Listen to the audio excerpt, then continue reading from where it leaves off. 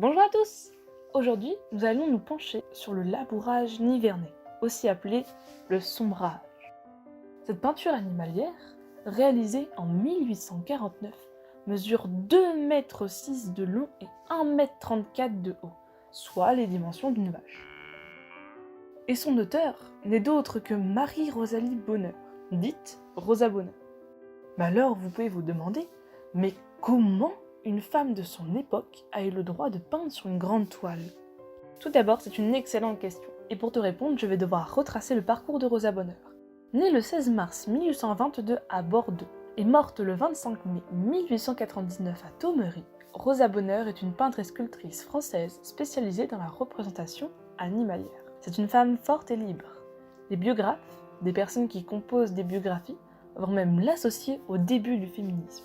Son œuvre, Le labourage nivernais, est une commande de l'État, suite à sa médaille d'or pour Bœuf et Taureau, une autre œuvre. L'État a dépensé plus de 3000 francs pour ce tableau. Ensuite, la toile voyagera à travers le monde. Tout d'abord en France, à Paris, au musée du Luxembourg et au Louvre, puis en Angleterre, puis aux États-Unis, puis finalement il sera conservé au musée d'Orsay. Bon, maintenant, analysons ce tableau. Pour commencer, il représente le premier labour, aussi appelé sombrage, d'où son deuxième nom. Exactement. On effectue le sombrage au début de l'automne. Il ouvre la terre afin de l'aérer pendant l'hiver. Il montre une plaine vallonnée et interrompue par des petits bois. On peut aussi voir deux attelages de bœufs, tirant des charrues qui labourent le champ. Notre œil est irrésistiblement attiré par les bœufs, situés au premier plan. Ils imposent leur présence par leur taille et aussi par la lumière froide sur leur pelage.